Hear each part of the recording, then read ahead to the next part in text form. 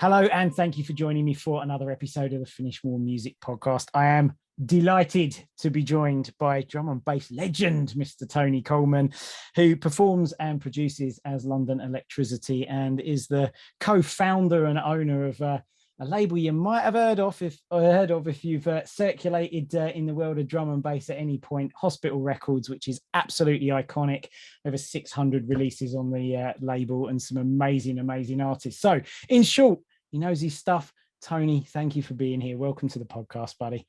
Oh, Keith, thanks very much for having me. It's an absolute honor. Yeah, I mean, like really pumped because I was talking to you before about this, the fact that I've sort of followed you from years ago. The first kind of music I was into back rave culture stuff all the way through, and drum and bass, and used to read about read your interviews in magazines back when paper ones were much more of a real thing, and like chart the journey. So I'm so delighted, and I'd love to kind of jump back kind of into history and understand, was music and production and all of these things, performing, was that always on the cards for you? Because did you do performing arts? Did I get that right in our research archives? I think it was on the cards for me. I mean, my degree course was a performing arts course at Middlesex. It was Middlesex Poly back then, Polytechnic, and that was like modelled on the Fame School, and it was amazing.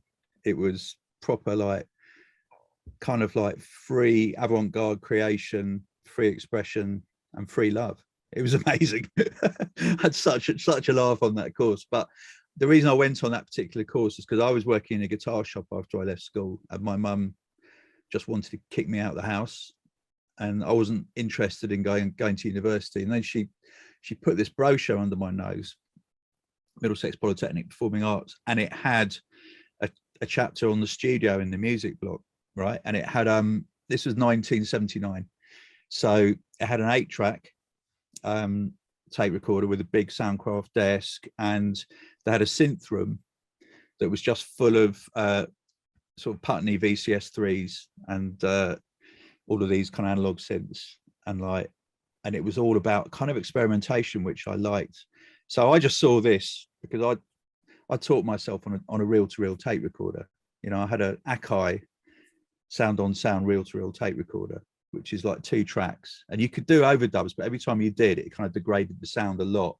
But that was what I had, so I loved that. And then the thought of this studio was like, bang, I was got in, made friends with the technician, cut a key. It's a very important thing to do to the studio. I was living on campus, so I would study during the day, and then I'd sneak into the studio at night and be there all night. So I didn't really sleep much, but then I was 19, it was okay, So I learned everything at night on my own in that studio, and it was absolutely fantastic. And learning on tape is really quite something, because everything that's come since then makes more sense to me, because I learned how to splice and edit 2-track tape and 8-track tape, and I learned how to be economical with the amount of tracks I could use, and the whole thing about sort of signal flow and gain staging and everything, that's automatic when you work analog. So I'm very, very grateful for that falling into my life, because it's given me a fantastic grounding. Love it. And were you part of an acid jazz band as well in the 80s? Yeah, so formed a band called IZIT, and it was sort of on the kind of rare groove acid jazz thing that was going on in London, and I wrote, produced and played guitar in it. And our first record was called Stories, which is a cover version of an old rare groove tune by the Chaka Chaz, and that actually breached the top 30. But the best thing about it was we'd pulled our money and pressed 500 7-inches to release it, and it got picked up by Paul Oakenfold. It was the first release on his Perfecto label. That's not the best thing. The best thing is that we never got paid, and we never got accounted to this day. And the reason that's the best thing that happened is because it forced me into running a label for myself, because got so burnt with that the lineup then of the band split up, So I carried the name forward solo. But I started my own label because I thought I can't trust any major label. In fact, I'm so paranoid now, I won't trust anybody. I'm going to do it myself. And since then, I've always run labels myself. I wouldn't have started Hospital if Paul Oakenfold had paid me. What a story. Wow, so there what you go. A story. So, and this is interesting because obviously this carries through the experimental side of things and what's then become this entrepreneurial side of things. And if we marry that up then with drum and bass, how did that come into your life? Was there like a particular song or artist or the scene around you? How, you know, you obviously fell in love with this and it shaped your life. I was primed before it existed, I think, because as a teenager, I used to go to bed and listen to John Peel on an old valve radio in my bedroom. And I particularly loved all of the dub that he was playing, you know, all the Studio One stuff, Prince Far Eye, all that kind of stuff. I loved the whole bass line feel of it, really resonated with me. And when I was in in the acid jazz band, I kept writing tunes that were too fast for the band, and they got really pissed off with me. And so I had these kind of double time tunes that I didn't really know what they were. And then 1995, I think it was, life was getting too much. I needed a break. I met a girl on tour, and I went over to Australia to see her. And I took a few CDs with me, one of which I'd grabbed in Virgin Megastore was Goldie's Timeless. And you know, produced by Rob Playford, iconic album. This album accompanied me on this kind of like holiday, and I realized listening to that album just the potential of what was possible. And also I just keyed into what I could do, you know, it really inspired me in that way.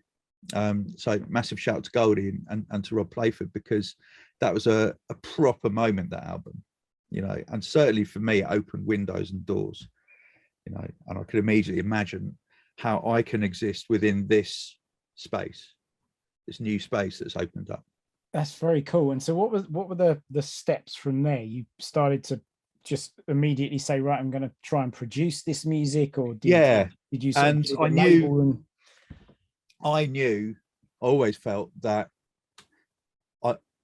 I could never just go and learn a genre.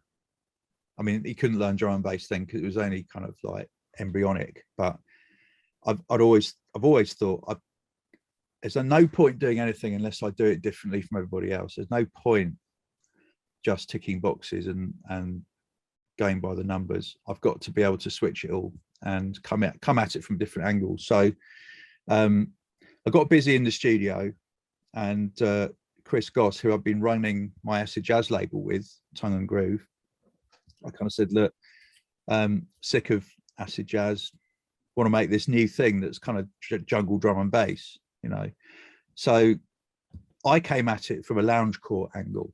That was what I liked to call it at the time, was loungecore, which is basically appropriating old lounge music in a kind of analog hip hop style, but with drum and bass jungle beats, if that makes sense. So the first few tunes were kind of samples of really stupid library albums, like very rare library records, in that kind of 60s lounge style, set to jungle beats, basically. And I would often replay the samples or change them a little bit, and, you know, things like that. The first release was called Harp of Gold. Now, it was by the Peter Nice trio, but that was basically me, Chris, and Chris's mate Oscar. And it was just a joke, you know, Peter Nice, P Nice trio, you know. And we really enjoyed the idea of like releasing a jungle tune called Harp of Gold, because no one would do anything like that. At the time, jungle and drum and bass was so fixated on being like really cool, really hard as nails, kind of dark, you know, skulls everywhere. And I remember we sent this 12-inch out to record shops. So how we used to promote it, we used to send one white label out to each record shop, because most record shops were run by DJs in those days. And we had a reaction sheet that people would mail back, and we had one back from a shop in Bristol, and it just had, "We don't sell gay jungle" scrawled all over it. because it was called Harp of Gold and it actually featured a harp as the main instrument, you know. And I thought it was brilliant. That was exactly what I wanted to achieve, was to just do things differently, you know. So that stayed on the wall for years, that reaction sheet. That was a motivational thing, you know. And it's about breaking stereotypes, you know, and breaking boundaries. It's You really gotta have interesting. fun. You gotta have because fun doing shit like this, you know. Yeah, it's interesting because I'd sort of grabbed something from an interview that you said that ties into this really well, and you were sort of talking about the success of the label, and you said it was because you'd always done what you believed in and not what the industry dictated, and it ties in perfectly with this. It's that, I guess it's the sort of marketing cliche, isn't it? You know, be Marmite, don't be vanilla. You want a situation where people like you or hate you, not overlook you. They're better to be looked over than overlooked, I think, is a really good saying for that. Absolutely. Yeah, I mean, if people love you or hate you, they're going to talk about you. Whereas if you're kind of just easy to consume, why are they going to talk about you? And it's only through them talking about you that other people learn about you. So it was not thought through at all, Keith. None of this was thought through. It was pure gut instinct. You know, I had no idea how to run a business. I had no idea how to market anything. I just knew that I had to follow my muse, and my gut allied with be very, very hardworking and be nice to people and pay people. Now, those were the kind of like the guidelines for me that I couldn't move away from. And I knew at the time, and this is through running a label rather than making music, but I knew that in dance music, electronic music at the time, all genres pretty much, no one got paid. All these little independents were cropping up and they were really exciting, releasing really good music, but they didn't fucking pay anyone, excuse my French. And I just thought, this is a unique opportunity, because if we do pay people, there's a huge gap in the market there. Because if you're going to build a label, you want people to keep coming back and you want artists to want to release on it. You want that kind of reputation. So that was from the get-go, and that was from my experience of not being accounted to by Perfecto, which was owned by London, which was owned by Universal, you know, and that burnt me, but I was determined to be energized by that and use it. So setting up my first proper label, that was the first thing. I've got to look after people. I know how it feels not to be paid. It feels terrible. I'm never going to let that happen. I'm going to make sure people are looked after. So I'm never going to have a fast car. You know, if I make some money out of a record, I'm not going to spend it on myself. That's been the philosophy. And that is a large reason why Hospital is so successful these days. I love it. There are so many things here. I mean, one of them, just going back to this, the note that was scrawled, "We don't sell gay jungle," or whatever it was that they'd scribbled to you. I think it's such an empowering message, because in this day and age, particularly with the interwebs, and there's so many trolls and so much hate talk on there, and it's not you know, that these people exclusively own the internet, but it's hard to go on the internet and not see this stuff if you're in any kind of social platform. And this message, where you've taken sort of the old school way that something like that could happen to you and stuck it on the wall and said, like, great, what's good in this, what can empower me in this. I think that's a hell of a message right there. You know, we could probably end the podcast now and go, there is such a gold takeaway. I love that story. I think it's amazing. Really, really good stuff. And then obviously there's the you zigging when everyone else is zagging, and you being in integrity to people, which I think is fantastic. So we've kind of arrived at Hospital before actually arriving at Hospital. What got you started with it? Because you've run that with Chris Goss as well. What got you guys saying, right, now we're going to launch this record that's devoted to this sound? And it was primarily, when I came to the idea to start the label, I didn't want to sign any other artists, because it's a pain in the arse signing artists and looking after them. So I just wanted to make all the music myself. So we had about 6 pseudonyms. So we had London Electricity, the Peter Nice trio, we had Dwarf Electro, and we also had a disco house label at the same time, with which we were making all the music for that under the names of Future Homo Sapiens, Orchestra Galactica, Funky NASA. And it's all basically me sampling Chris's records and him helping me structure the Cubase session at the end. And and I was in heaven. I was just banging out music, and there was drum and bass, there was disco. It was brilliant, and all these artists were just us, but you can't keep that going forever. And it came to a point of about 6 releases on each label when we had to decide between house or drum and bass. And we were going to do house because it's easier to make. It's much easier to make. But we had one gig in Tokyo as London Elektricity, and I just finished a tune over that Christmas before the gig called Song in the Key of Knife, which, as it turned out, really changed things because I knew it was something special. And we literally, as soon as I finished it, we flew to Tokyo to do these gigs. We played in this club called Blue in Tokyo, and they had a DAT player, thank God, because I just had a DAT with me. I remember putting that DAT on, and it changed the course of my history and my life. It was a sliding door moment, because hearing a tune work on the dance floor that you've been working on, and it was a real switch of a tune, it kind of changed things. Then I just knew, right, this is my future now. Yes, I love making disco, I love making house, but this is different. This is something new.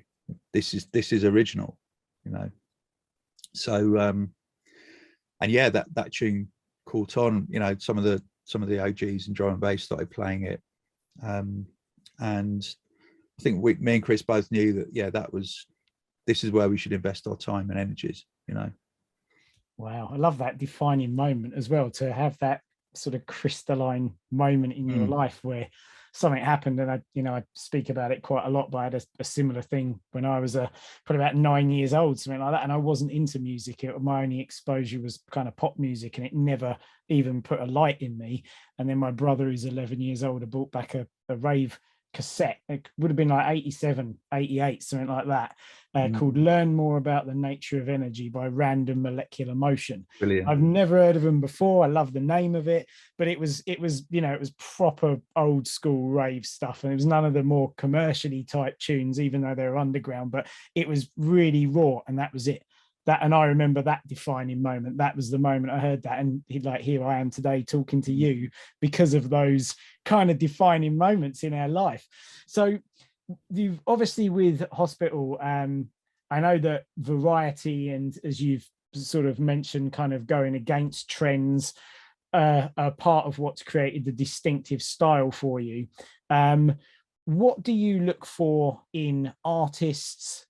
Because you're obviously now signing people, and you have been obviously for years. What do you look for in artists and music? And are you listening primarily for what I would call maybe the musical compositional elements, or how important is quality? Just the whole piece, really, for anyone who's trying to send records out.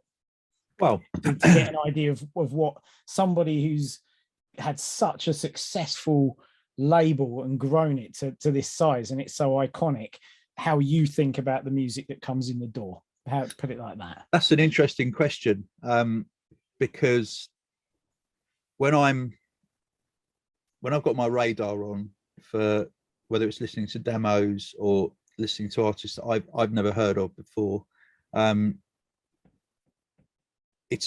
me it's a question of actually surrendering any expectations.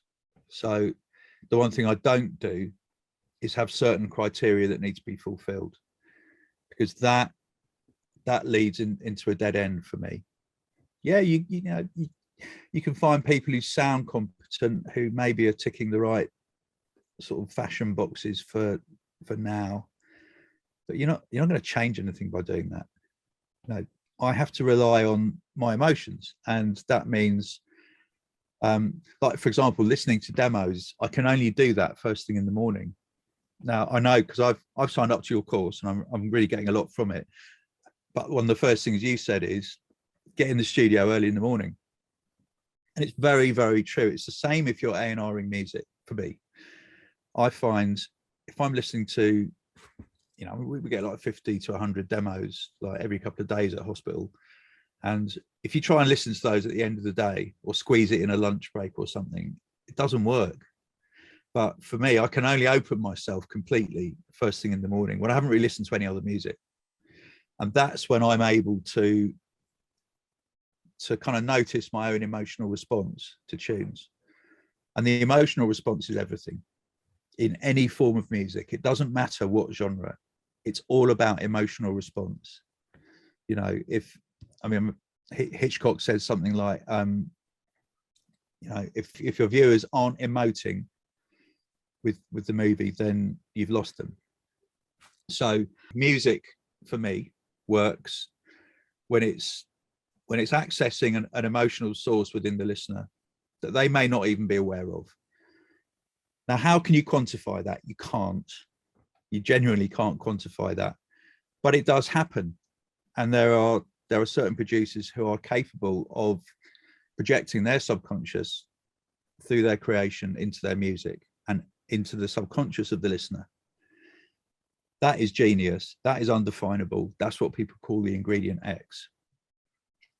And that's what I try and open myself to when I'm listening to new music. And that's the same when I'm listening to music by an artist who's been signed and he's 4 albums deep or whatever.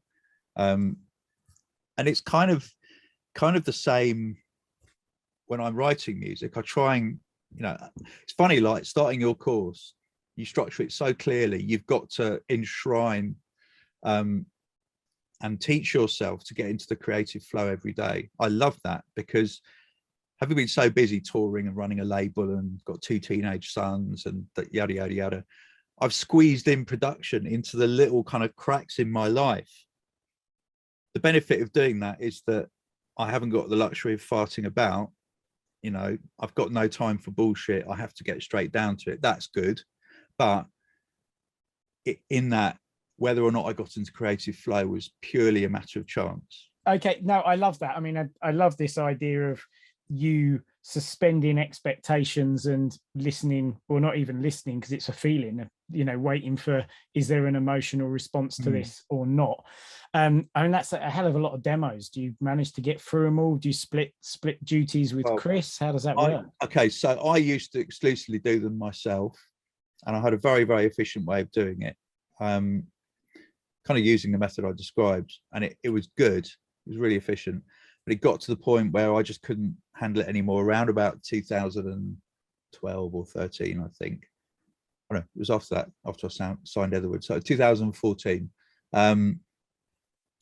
And yeah, then I started to divvy it up with different staff at the label. Some of them were better than others at doing it. And we tried different combinations, and in the end, literally we had so many demos that we just said, right, everybody, you've got 20 demos to go through, like once every 2 weeks, because by then we had like 20 staff, and just choose the best 3. Now I had to then trust, you know, I can't be in control of it anymore in that sense, and inevitably you maybe don't catch everything, but then you might find things that you wouldn't have noticed that are good, you know. So you have to kind of accept the fact that it's a fairly chaotic process.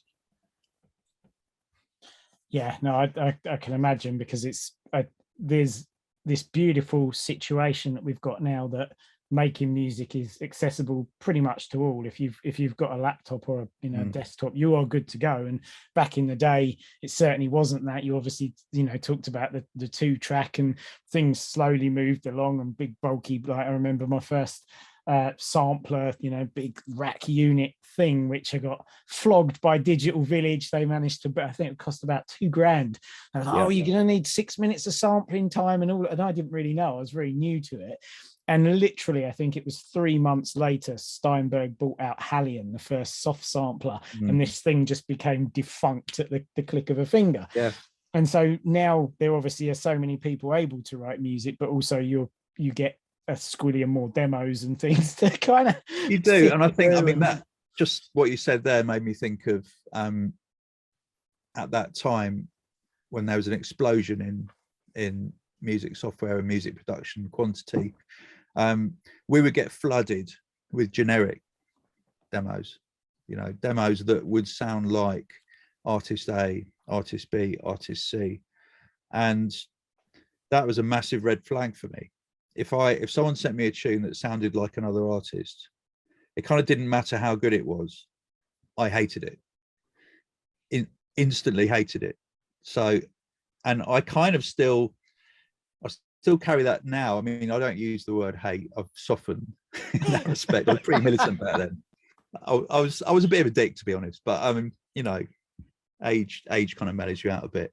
And but I still don't enjoy music when I hear that it sounds like someone's tried to do a Dead Mouse, or someone's tried to do a Netsky, or someone's tried, it's so obvious, you can hear it. And okay, yeah, they've gone through a technical process to do that, and they've learned stuff, and I can appreciate that, but kind of why? If it's simply to learn skills, well, don't send it to anyone. Just be happy that you've learned skills, and now make your own thing. Say something with your own voice. Stop talking with this producer's voice. Yeah, it's the Oscar Wilde thing, isn't it? Be yourself, everybody else is taken kind of line. And it's really, I love hearing that as well, because it's one of the things that I teach with the guys that I mentor, which is like, write your own music. There will be a record label out there for you. You don't need to write towards this particular record label. Be yourself, and there'll be a great label out there that's going to be interested in this for you to find later, rather than, ultimately the more you're trying to be something specific, the more you're copying and you're abandoning your creativity and your authenticity as well. That's right. Or even now, even more, be yourself, attract people, and you won't even need a label. Interesting. Tell me more, because I'm not convinced of that at the minute, because I think that the labels are obviously have got taste setters like yourself, the visibility that you bring, the authority, the promotion. So I think for me, it still feels like probably the most efficient and optimal route might be to get out on some labels to get the exposure to then feed your own personal thing. But you may have some master plan that I'd love to hear. No, I mean, Keith, I know nothing. Okay, let's just get this straight now. I don't know anything. Everything's kind of guesswork for me. Now, I'm playing devil's advocate when I say that, but in a way, I'm also not. I mean, it's a really, really good idea to ally yourself with the right label or the right labels when you're ready in your career, because you will benefit from that label's fan base, from their ways of working. You'll learn so much from doing it. Even if, and it's not for everybody, but even if your objective at the end of the day is to have your own label, it doesn't really make sense never working with a good label and starting your own label, because you're not really going to learn anything. I mean, I'm a hypocrite, because that's exactly what I did. I got burnt by a shit label, and I therefore started my own. Life would have been a bit easier if I'd been on a good label first, but then maybe I wouldn't have ever wanted to do it myself, so yeah, I mean, if there's a label that is right for you and you're right for that label, and your music can actually move that label forward, it's not necessarily the other way around. You don't just kind of latch onto a label like a limpet. You're part of it when you sign to a label, and you can actually drive that label in a certain direction yourself. That kind of relationship is brilliant. It may well lead to you thinking, right, I'm going to do this myself. Have a go. It's not easy. We've had a lot of artists on Hospital who've said, right, yeah, I've got to do my own label now. We're like, do it, go and do it. We'll give you advice and we'll help you out. You can always speak to me. You know my number, have a go. And it's always quite shocking for people when they try and do it themselves properly. Anyone can do a Bandcamp and kind of like have their music up there, which if you're already established is quite lucrative, I think. But so yeah, I mean, there isn't a magic route into it. just just don't be a moron and just start releasing NFTs, please, because everyone's going to laugh at you. It's the new sort of buzz thing that's going on at the minute. Now, it's interesting because what you mentioned about Bandcamp, I think it's an amazing platform. I love it. I think what a wonderful idea. I think there's a slight illusion though, which is kind of like, if I build it, they will come. There's marketing. You've got to stand out, you've got to be seen, and then when they do arrive, they got to want what you got or they ain't coming back. So there's actually you are now doing a big piece of what a label would otherwise be doing for you. So there's, so I'm still personally, I'm very much a fan of the label route, I think. And it's been wonderful because I spoke to Chris Liebing on the podcast last week, and he was talking about sort of mentoring and taking people under his wing, and you're talking about the level of integrity and kindness and compassion you bring to people. And we all know there's some arseholes out there, we say it as it is, but it's great to hear that some of the most iconic and the labels with the biggest reach and that you'd love to get on are owned by genuine people who really want to help. And I love that you mentioned that two-way relationship as well. It's not them not being a limpet, I think, is a brilliant way of putting it. That was amazing. I mean, yeah, and I think I've completely forgotten what I was going to say. Honestly, I had a really, really good thing to say there, and it just so really profound was coming to us. So I was obviously talking about the if I build it, they will come. Was it something to do with that? Maybe. Maybe. Maybe we'll get back to it. We'll cycle around. That's all good. You can edit this part or whatever. Yeah. So if we go now into the studio, because I think we had this really nice connection around the emotional response, and also we have the be yourself, don't be someone else. What does a studio session look like for you? How do you start a track and sort of, I guess, feel your way through the process? Might be an apt way of putting it. Well, I mean, I've been making music quite a long time, and in some ways it's changed completely, or in some ways it hasn't. I mean, I've always approached my studio sessions in a bit of a kind of arse about tit way, overcomplicating things. I've got an imaginary, it's what I call a cliche radar on the top of my head, and this is switched on during all aspects of a studio session, whether that's me writing at the piano, me writing lyrics on a plane or walking on a mountain or something, or whether that's me making drums, whether that's me sound designing bass lines. I've got this fucking cliche radar on and I can't switch it off. It's really annoying because it means that I can't use anything that I think might sound like someone else.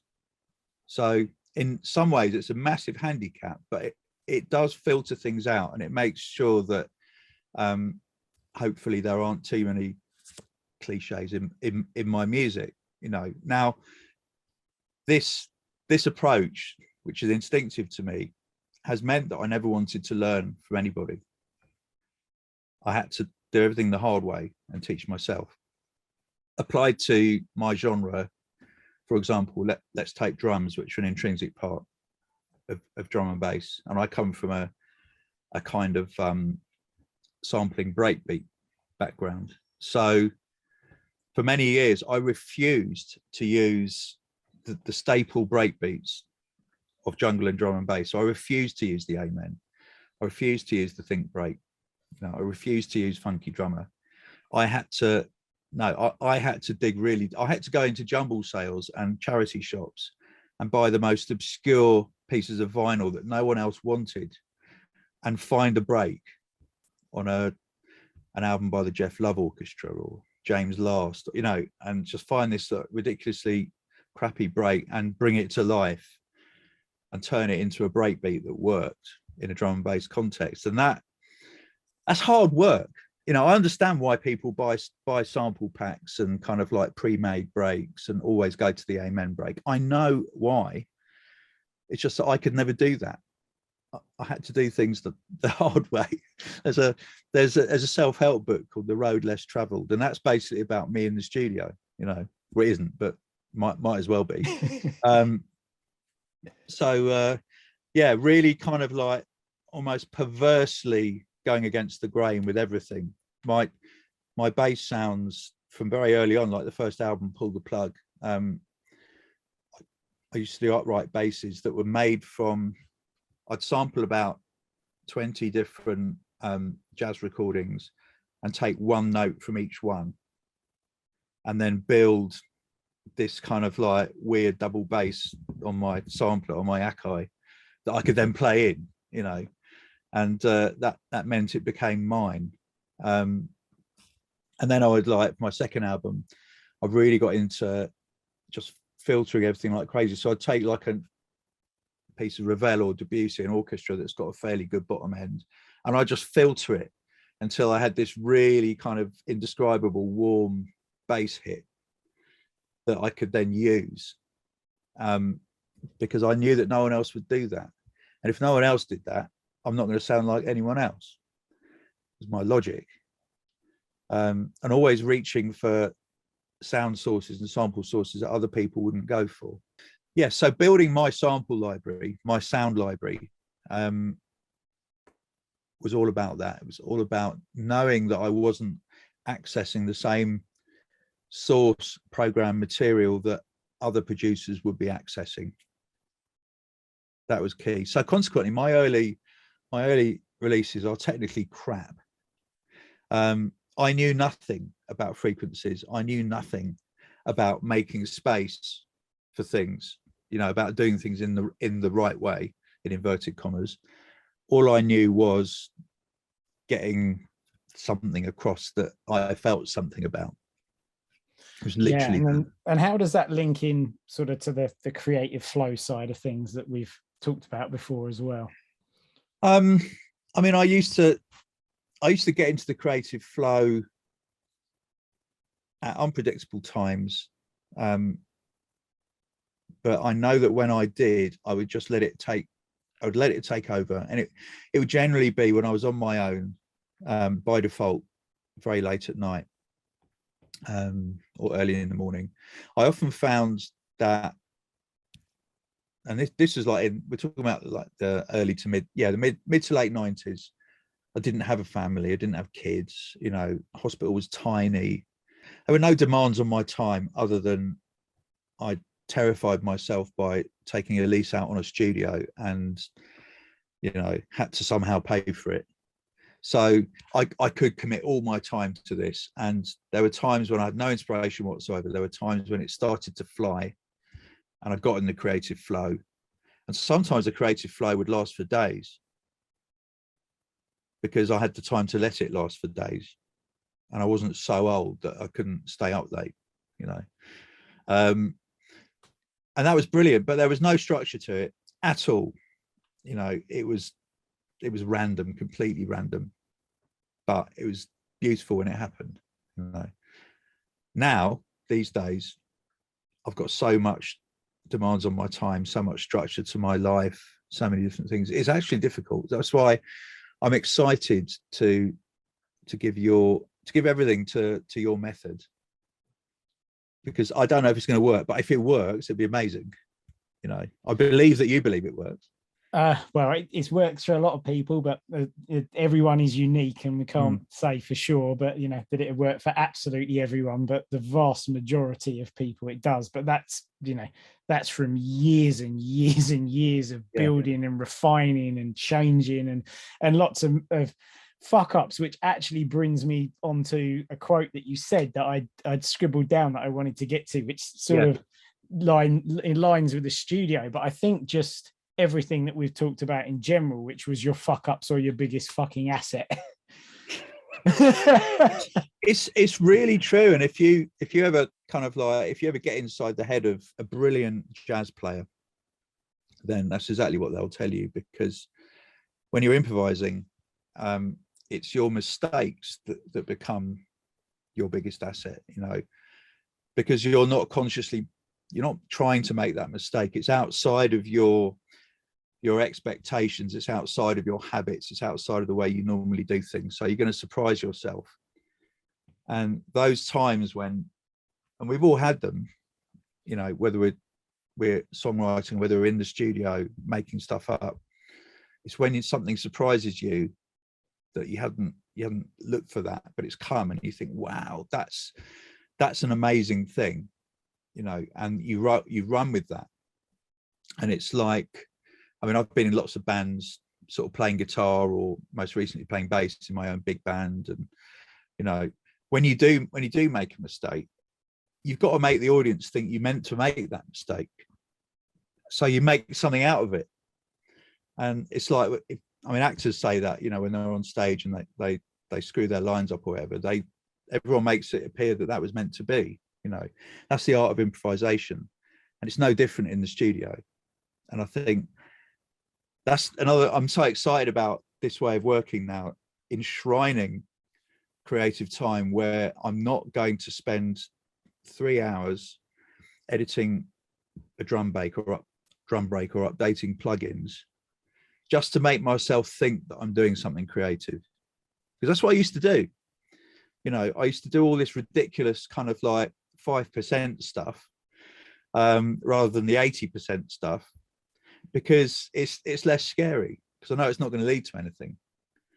And this brings me on to how terrifying, how truly, genuinely terrifying creating is. And it is fucking scary. You know, it's like, because you're basically, you're getting, it's like those dreams. I mean, I maybe I'm mad. I have these dreams occasionally where in my dream, I'm in the high street in front of a supermarket and I'm in my pants, you know, and it's the most humiliating thing ever. And it's like, that's what creating's like, because you put your balls on the table and you put yourself out there, and it's like, you know, my shit stinks the same as anyone else's, and I'm exposing everything in this piece of music for the whole world to laugh at. It's terrifying, even after like 18 albums or whatever I've made, and how many decades I've been doing this. It's scary. It really is. And that's why, rather than just, most of the time, rather than get in there and create something new, I'll just tinker about with hi-hats and put a bit of distortion on the snare and just like all this kind of shit that no one cares about. I'll do that for hours rather than just go, right, here's something completely different. Here's something I've never done before. So it's scary. And I love the fact that you pointed out at the beginning of the Ignite section that the brain prefers less pain. It prefers the painless pathway. Therefore, that's why, Tony, you will spend 2 hours trying to get this Spitfire sample pack working properly, rather than actually just write a fucking bass line, write a drum break, write a hook, and roll it out.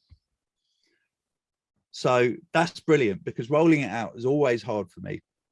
And this is what I've realized why, because if I keep to a 16-bar loop and kind of like keep building up layers and layers and layers, and there's loads in there, it's really good. It's a loop, no one's going to hear it. Yeah, I don't have to be afraid of a loop, but a whole arrangement, shit, that's functional. I'm arranging it for a function. That means someone might do something with it, which means people might hear it and they might laugh at me. It's it. There's I don't know, I can't remember what field of psychology it is, but it talks about this. If there was no one else on the planet, if it was just you, then all of your fears would just dissipate, because there would be no judgment or expulsion from the tribe. I'd spend my whole time in my pants if that was the case. Yeah. It wouldn't be a supermarket though, so I don't know where you'd be milling about, but okay, yeah. In the park. But it's really interesting what you said, because it's this strange belief structure that we operate from as human beings, which is, okay, if I stay in the loop, then I can't fail, because if I turn this into an arrangement, then I can find out that this is no good or I'm no good. If I turn it into arrangement, then I can fail. And the mad thing about the human brain is the absolute only guaranteed way to fail is not to turn it into the arrangement and is to stay playing with the loop. But we have these cycles in almost everything that we think about and cognitively in our life that puts us in these strange traps of our own making, where we think, oh, well, I'm safe if I just stay doing this. But it's the very thing that's keeping us quote unquote unsafe, because that in itself is a nonsense. But it's really bizarre. What also for me it applies to arrangement and rolling out. There's a huge fear barrier to cross over every time I do that, but it can apply in a more linear sense to producers who will only ever use a snare at a certain frequency. And there's a massive thing around sort of 2010, 11 and 12 in drum and bass where it got infected by EDM, and EDM dictated that the line snare shall always resonate at 200 hertz, right? And with as much transient as you can get on it, you know. And it was like, so they all these like snares that were all kind of like massive peak at 200 hertz, and everyone was scooping out 200 hertz and the other instruments to make room for the snare, for the stadium snare, and it became a huge thing.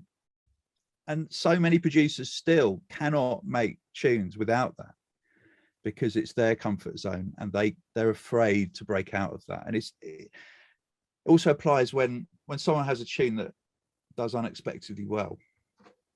There becomes this zone of comfort and lack of fear around doing repeats of that tune. You know, make all your tunes like that because people liked it, and I want everyone to like everything I do, so I'm just going to sound like that. You know. Yeah, and that's really interesting as well, from the perspective that I think it doesn't matter where we are in our lives, in whatever we're doing, not just creativity, but we operate from this illusion of, well, when I get to here, then everything will be a piece of cake and comfortable and all my problems will go away. But actually there's just more problems or bigger problems to be solved. So much better to get used to solving problems and to being comfortable with being uncomfortable than to live a life believing that something's going to happen that never is. That's for sure. And you're absolutely right. And something that I strive for, and I doubt whether, well, I won't ever succeed, because if I ever really succeed at anything, then I'm going to stop trying. So, but what I strive for is to be curious all the time, and to be curious when I'm making tunes, to be curious in the studio, to be curious when I'm performing, to be curious in business, and learn and treat everything as a learning experience. So that means each tune, therefore, if I can learn something new in each tune, then that means I'm not going to be repeating myself and saying the same thing every time. It means it can be harder work, you know, but I think the rewards are worth it, to be honest. This is what I strive for. It's not what I achieve. It's very different. This word is huge as well, curiosity, that you've just used. I think one of the most powerful questions that I don't remember where I read this now, but I carry it with me sort of in my back pocket all the time, which is I wonder what will happen if. And that brings curiosity to something instead of what can often be so much it must be like, you know. It's as you said, and that's it's a superpower in creativity for sure, but actually it extends into all different areas of our life. And we were talking before we recorded this about the sort of inside out, upside down kind of hassle that I'm going through at the moment with the house and the solicitors and it all coming to a deadline. And that curiosity thing is still, okay, well, if it doesn't work out, I wonder what will happen, rather than, oh no. Well, exactly. I mean, like, there are things in our life that we can't change, and I've learned, much to my cost over the years, that it's best to accept the things that you can't change, because it's a waste of fucking time trying to change them, you know. And then accepting things that, like, you know, you don't know what's going to happen with your house, but it will happen eventually, and you'll be okay, you know. So some people take the view, well, everything's meant to be that happens. I think that's a load of bollocks, but, you know, shit happens, we have to deal with it. What we can do is be very curious about things that we can influence, 99.9%, it's what can I influence within me, you know, but I can't really do anybody else, you know, I can't change anyone else. I can only do me and what I'm doing. And if that's music, that's great, because it's just me in this studio doing stuff. So I can change everything, really, as long as I apply curiosity to it. And if there's something I just come up against that I can't change, well, I'll accept it. It's okay. That's what I tell myself every morning. Doesn't mean that it's easy, but no, but I mean, even setting the intention for the day is so powerful. You know, we could go and riff off forever on this because it's one of my favorite things, but there's a great Jim Rohn quote, which is the morning is the rudder of your day.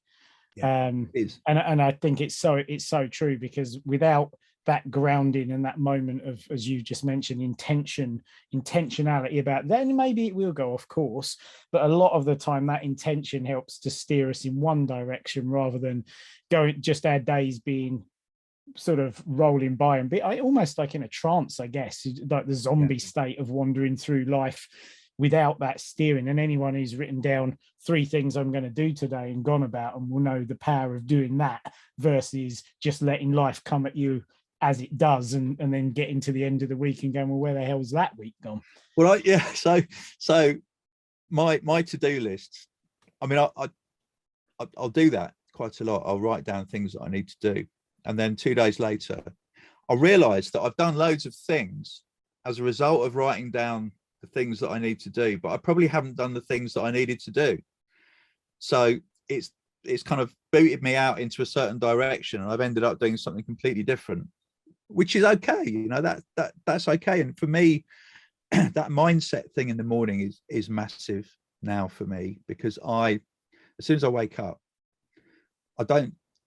what I used to get was like just all of these things I need to do. Fuck, I need to do that. I'm strategizing this. Now I surrender everything when I wake up, and I wake up with a peaceful mind, you know, and then I go about my day. And there are times in my day when things might start to feel a bit crazy in my head, and I'll just stop and pause and surrender it all again. And I find that gives me just more insight, helps me to be more organized and more focused on what I need to do. And it's quite weird that I'm saying this, because I never thought I'd say anything like this. You know, all those years when I was starting off, building a career, building a hospital, building my brand, and, you know, it was feverish. It was just intense, feverish. But now I can pause and really take stock and like just settle my insane brain long enough to get creative. I do. Yeah, I do meditate. And I don't I don't sit in a room with incense and play ambient music. You know, I tend to meditate when I'm walking my dog. And I do a little meditation when I wake up before I even get out of bed. Doesn't take very long now. And that kind of settles me. And then can't meditate until the boys are off to school, because they're just insane. And everyone's shouting at everyone else. Then when I walk the dog, I can have real moments then of peace and tranquility and calm. And what I'm practicing with your method of, I've enshrined like 9 a.m. till midday as my creative time here in the studio.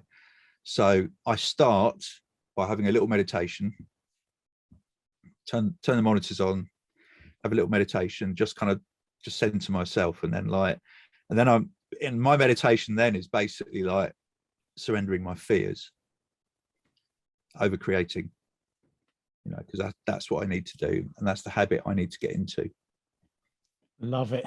I want to just sort of tie this stuff in before we go to the performance aspect, because we haven't talked about that yet, and it's something that's, you know, a big aspect of what you do.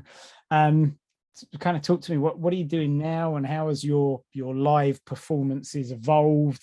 Because I know there's sort of been I guess it feels like a natural progression with lush orchestral elements. You've spoken about jazz, we've got drum and bass. How's the progression been to get you to where you are? and then I guess we can tie that into the fact that you've talked about improvising and the mistakes and all of those things. Yeah. So I mean, I've had 3 different incarnations of London Elektricity live. The first one was, there were 5 or 6 of us, and I was absolutely determined that we shouldn't be chained to any kind of tempo, any kind of click track, or nothing, no playback, which meant a lot of rehearsing, and it was puzzling at the time because there wasn't really the technology to play loops live. So I ended up recycling everything into 16ths, and all of the kind of loops and samples that were in the tunes were cut up into 16ths. And me and Landslide, who we were the kind of like, we play the sample stuff. We were like the Philip Glass ensemble, just literally playing arpeggios at 175 BPM, 16ths, to get these samples to match whatever tempo the jungle drummer happened to be playing at, because he's a bit like Keith Moon. He plays at any tempo, it's unpredictable, but that unpredictability is the beauty of it. And you can, doing that, you can speed a track up, which is what you do in a rock band. As the tune reaches the choruses, rock bands tend to speed up, and it might slow down a bit when it gets to the verse and stuff. We did that with drum and bass live, and it's really exciting. It's quite difficult, but it meant that we could do whatever we wanted, and we could fart about with structures live. And I was like James Brown, calling out the sections in the band, and that was amazing. It was epic.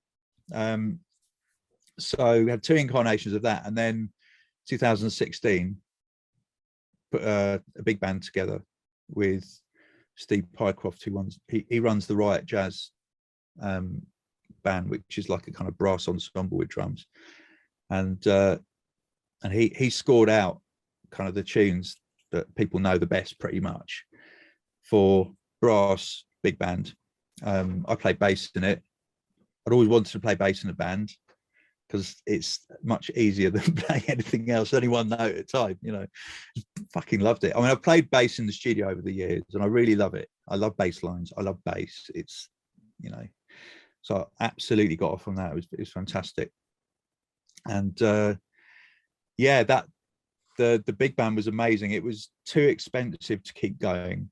We had 20 people on stage, and there were certain festivals around Europe that could afford it, and we played those, the Glastonbury and stuff like that, a couple of our own hospitality in the parks.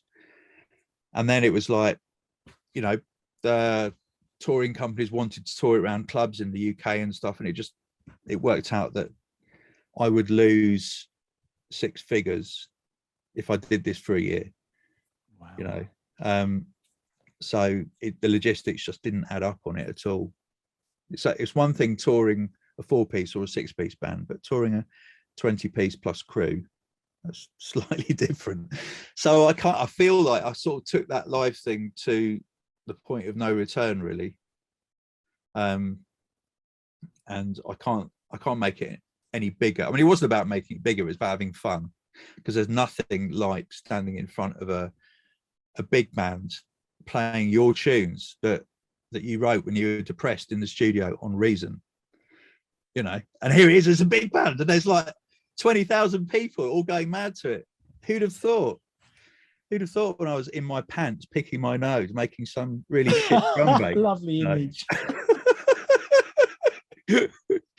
So yeah, it's amazing where life takes you. But I mean, I haven't mentioned DJing, because DJing has been a thread through all of this, and I absolutely love DJing. I love the connection with the crowd, and I'm not someone who just kind of like has my head down and I just play my set. I like to make connections with the crowd. I like to actually it was when I started working with Leanne Carroll, who's an amazing vocalist that I've worked with over the years. She's won Best Jazz Vocalist in the World awards, BBC awards, whatever, so many times. And early on, when I met her, 96, 97, and she said, when I go on stage, I want to see a light bulb go on above everyone's head. So if there's 500 people, by the end of the gig, I want to see 500 light bulbs. And that was beautiful. And I've always tried to visualize that when I'm DJing. And you can't get a light bulb to come on above somebody unless you look them in the eyes and show them that you're there with them in the moment. So eye contact's very important for me when I'm performing. It's really important. And it's how, when I get on stage, whether I'm playing an instrument or whether I'm DJing, I don't enter that zone of fear at all, because I get on stage and I make eye contact with people. And I know from being at gigs myself, watching bands, watching artists, watching DJs, I really appreciate that when those performers do that, when they actually make eye contact and communicate. They make me feel like they're communicating with me. They don't make me feel, or if they do make me feel that they just want my money and I can fuck off, then I'm never going to see them again, you know. Yeah, I love it. The whole human connection and sort of the integrity and being nice and all of these things is carried from the very beginning of this, interestingly, right to the end. You've sort of closed the loop perfectly. I always ask at the end of every podcast, which sort of connects beautifully with this, the piece of advice you would give either to yourself if you were starting now, or just to anybody, if there was a piece of advice that you would give to someone who's, you know, starting out on their journey in any of these assets. Actually, I normally ask about production and music, but you've got so much experience and expertise across so many different sort of pathways in the music industry. What would you espouse in your pants in front of the supermarket? the great thing about aloft. Listen to me, people. The great thing, I mean, do you do these podcasts as video? You don't, do you? Yes. Oh, you do. Okay. Well, so yeah, I'm on Zoom, and no one knows if I'm wearing trousers or not. Very true. So maybe it's that in the studio, no one knows if you're wearing your trousers. No,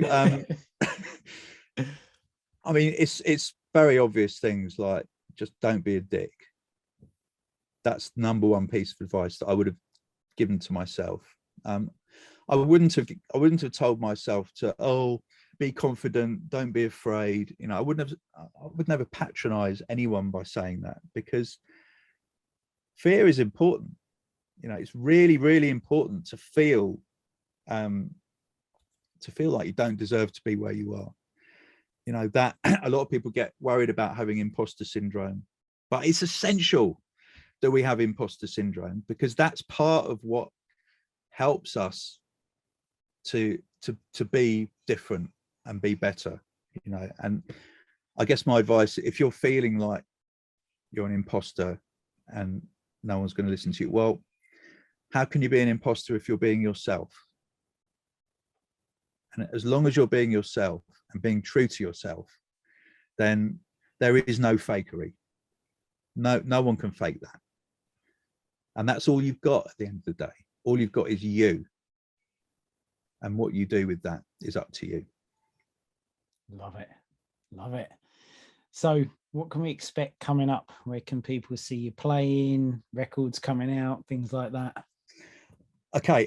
Having got used to not performing during lockdown, I was actually in no rush to start again, because I've toured like an idiot I've toured like a 25-year-old right up until 2019, when I was, I don't know, 58, I guess. And that took a physical toll on me, you know. So I've had 2 years to live a normal life and enjoy sleeping properly, you know, and also having to face my deteriorating body, because I'm 61 now, and, like, you know, I've got backache, I've had a new hip last year, all this kind of stuff. So I'm not going to be touring like an asshole, but I'm doing some select gigs. I'm doing a boat party on the 3rd of June. No, 2nd of June, Thursday, 2nd of June. It's bank holiday, Jubilee week. Boat party on the Thames. All proceeds go to humanitarian aid in Ukraine. I'm doing that with logistics. And if you want to know how to come to that, just go on my Instagram and you'll find out. And I'm doing a few interesting festivals. I'm doing a festival in Romania in July called Electric Castle. And that's a brilliant festival. And I can bring my kids, so they can go and they can not see me, but they can go and see like gorillas and some, you know, some proper artists. They don't want to see dad, you know. They're sick of dad. So yeah, just like I'm just doing a few kind of like nicely chosen gigs that I was playing in Tulum, Mexico 3 weeks ago. That was amazing. A festival called Locus. It was fantastic. In terms of releases, I have got some new music, which I'm really excited about. I'm really pleased about, and I don't quite know what I'm going to do with it yet. I'm not in any rush, and I want to see what happens now that I'm working to your specification. It's great, you know. It's the first time that I've ever been able to say that to anybody, because I've always worked for myself, you know. And I know that, I mean, I'm fucking paying you for this course, you know. There's no freebies, so you're not my boss. I'm your boss, but you know, that's true. Yeah, true story. I'm still working to this method that you've painstakingly constructed, and I'm really enjoying going back to school. So I'm fascinated with what's going to happen, hopefully, and we'll see. I might, you know, obviously there's hospital, but part of me actually would love to release on other labels, because all my drum and bass has only ever come out on my own label. And the creative part of me kind of thinks, well, I'd like to release on Metalheads or Liquid V recordings, or, you know, I'd like to release on these labels as well. So yeah, anything's possible, you know. Love it. Brilliant stuff. And just quickly to wrap up, because I'm always curious, like, how old are your kids? 12 and 15. All right, so old enough to decide whether dad's cool doing drum and bass or not. I think they begrudgingly think that I am, and they've been along for the ride. So I mean, like, even when they were tiny, I used to DJ with one of them on my shoulders. So they go to Glastonbury with them, and like I'd have like Kenji or Stanley on my shoulders, and while I was DJing, they'd be going like that to the crowd. And so they got used to that kind of thing with people on stage. And like, and Stan now, I mean, he's decided to take up the trumpet. He's amazing, actually, on the trumpet. Really, really good trumpet player. But also he MCs, like he MC'd on a track on my last album. And for a while we performed that live, and like he was there at Glastonbury in front of a few thousand people, kind of like giving it some when he was 9. Wow. You know. So for him, it's just it's kind of one of those things that you do.